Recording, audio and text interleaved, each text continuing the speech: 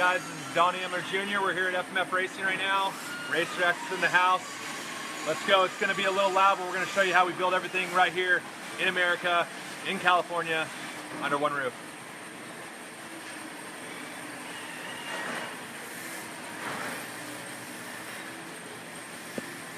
This is our R&D area.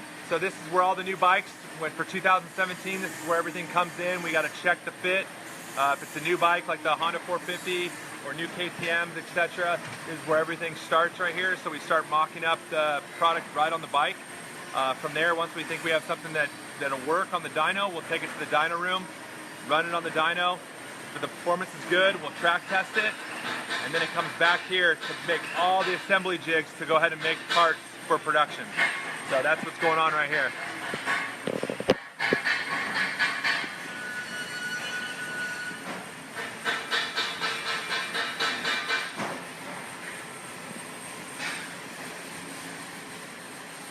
What do we got here? So this is a two-stroke jig. So this is the new Husky FMF pipe. So you know, everything that we make has to have a jig. This is exactly how it fits on the motorcycle. So it's always a perfect fit when you're buying an FMF product.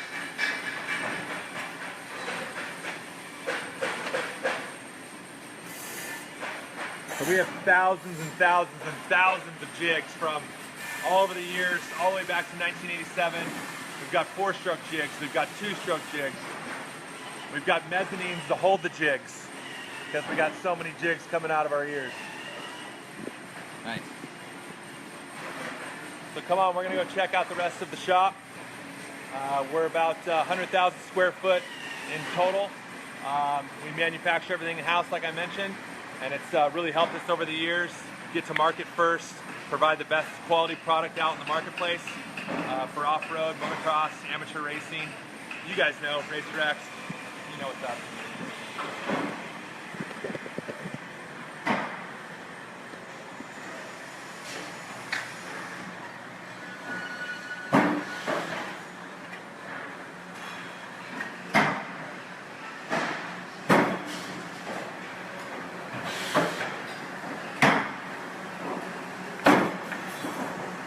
So this is our stamping department. This is where we produce everything from flat sheets of material. We turn them into end caps, spring tabs, anything you can think of. This is where it kind of starts right here.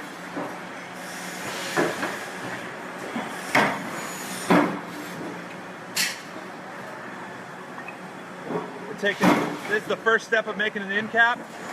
What he's doing here is shearing off the ends.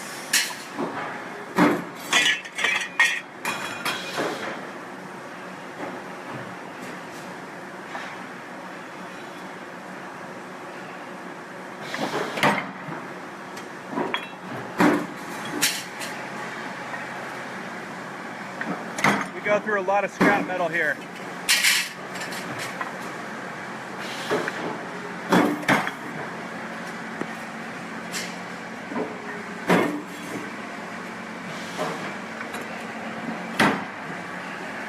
Got a lot of bolts too, just in case, you know.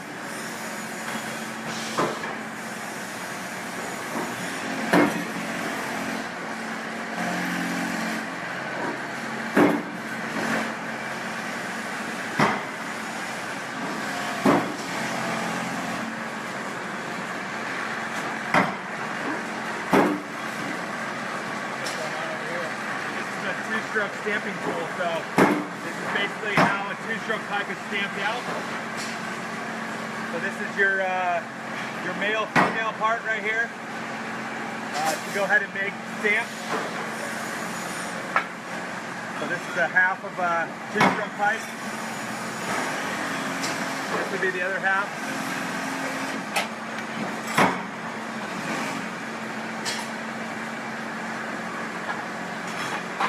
Also, here at FMF, we make all of our own tooling in-house. So we design it, we produce it here, we don't send anything out. So that's kind of the benefit here of FMF. It's American ingenuity. You can see behind me, these are a lot of the tools we make. So all these big tools, they go in our presses and they do just one single part. So, you know, to do just one end cap, that's the start. That's one process right here. So this whole end cap, just to produce this part right here, takes one massive tool like that to stamp this first piece out. So there's about 5 different stamping processes that have to go through to have an actual part that's ready to be assembled onto our muffler. So that's a titanium end cap right there. It started off square. You can see how much it drew the metal in right here. And all these big machines, they work with grease, no heat. It's just you know, a lot of pressure and a lot of grease. So it got quiet in here. Everyone took a break. We told them Racer X is here. We told them, hey, keep it down, guys. We got to show them the rest of the shop. So this is our 2-stroke stamping department. So everything you see here is where we make 2-stroke pipes. As you can see, the 2-stroke pipes are alive and well. It's what this company started with in 1973. Same type of idea. It starts off as a flat sheet of steel. We're pressing it out. We put these holes in it right here so that way it allows it to move and bend. If not, it would split the metal. So we put these holes ahead of time. So here you see the almost finished part. This is where it started. So you can see the holes here. And again, it's just pressure. You can see here, there's a tool that's just for this product right here. So we're making KX85 2-stroke pipes right here. So you can see the males on the top part, females on the bottom, and with the right amount of pressure, you got a part ready to go. Ooh. Just don't put your hand in there; it might not come back.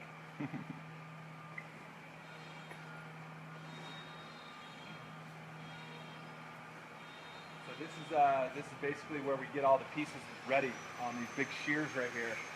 We're cutting everything down to size, all the blank 2-stroke pipes. We're getting them all ready, all down to size right here. So so this will be here. 2. We'll cut this one out. No, this is just going to be 1. So anytime you see the length here, it's pretty much the size it's going to be. Okay.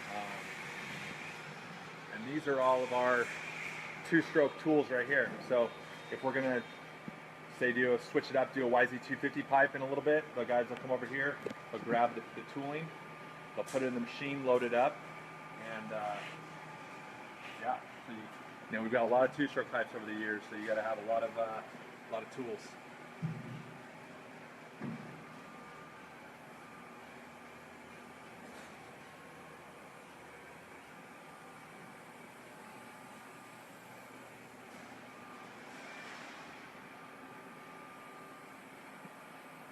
Should we answer some questions? We got questions coming through on that thing, or what? Let's Are we see, live? what do we got?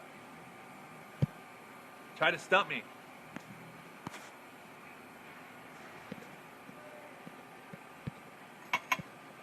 Anybody got any questions to this guy? For the Flying Machine Factory? No questions. No questions. All right, let's continue the tour until we get a good question.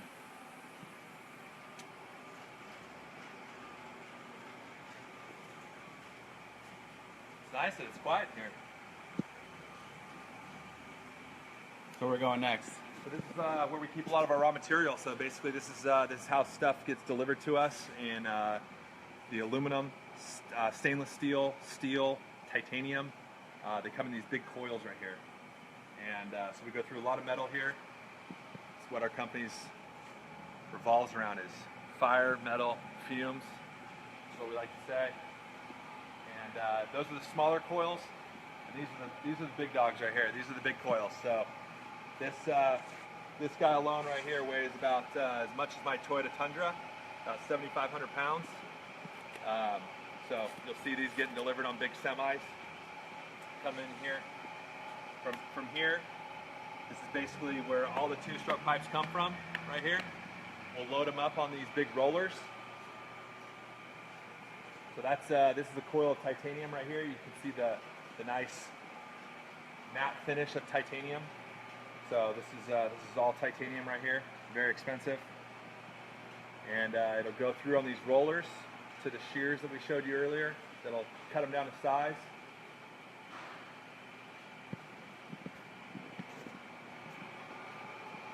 We're going to cruise over into the machine shop. So this is where we do a lot of the aluminum CNC machining, whether it's 4-stroke flanges, 2-stroke flanges.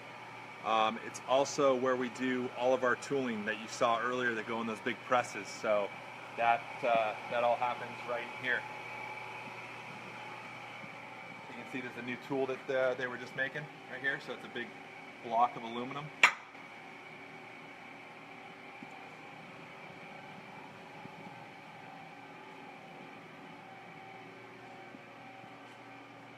So we've got about 8 CNC mills, lathes going full time. Not full time, not during lunch. They're not going. But this is where we're doing all of our parts. So you can see.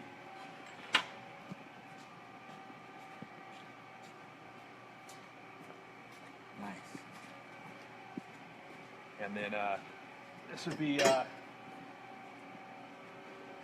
some mounting for the for 2-stroke, 4-stroke mufflers. So this is kind of the first stage, is cutting this area out, and then it'll cut these parts out. Anything that we design, we can build it here. We don't have to send out any of our drawings to any tool companies. We make our own tools that make our tools that produce the parts. So it really helps in us getting stuff to market quicker and keeping the quality under our roof and in our control, which is pretty hard to do these days in California, but we're doing it. We're going to take you over to, you kind of saw the stamping side of the shop. We've got a whole nother side where we take all the tubing. We're going to go show you the tube benders. You want to see, we make a lot of 2-stroke end caps. These are all ready for getting ready for assembly right here. There's a whole probably 10,000. I don't know, I'm just guessing. What do you think? How many you got through a day? How many's in there? Can't tell you that.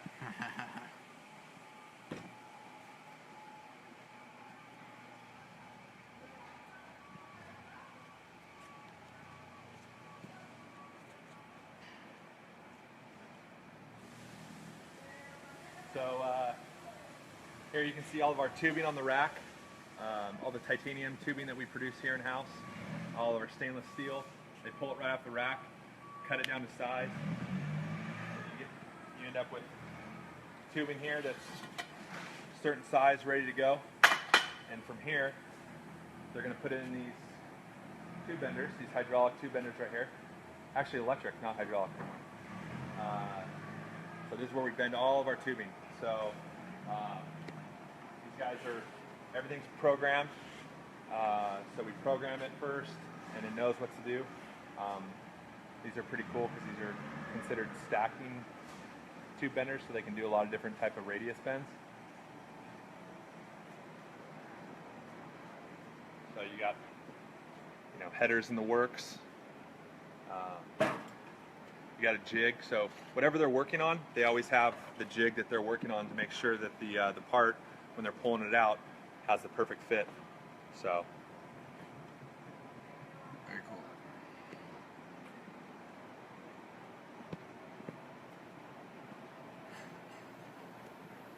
These are a lot of parts that are getting ready for assembly right here. So a lot of mufflers, cores that we produce here in house. Pretty cool. Everything that we do has a really cool wire mesh screen around the core. Really helps the life of the packing. Keeps the heat directly from the core off of the packing, so it gives you your FMF muffler a lot more long-lasting life. As you can see here.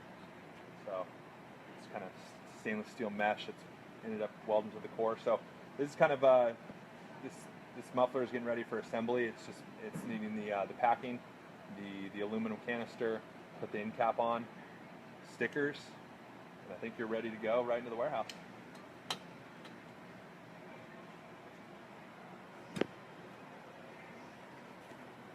These are all welding stations right here. So we weld all the headers and mid pipes. As you can see, these days with 4 strokes, there's a lot of different bends, a lot of welding. All this takes a lot of time. These brackets, everything's got to be perfect, good welds, keep that quality up. So this is for a KTM. I can tell. I've been around our exhaust enough to know exactly what's what. What do we got over here? So this is kind of the start of our where we start assembling the mufflers. So like I mentioned earlier, so they're getting everything ready. End caps are riveted on now.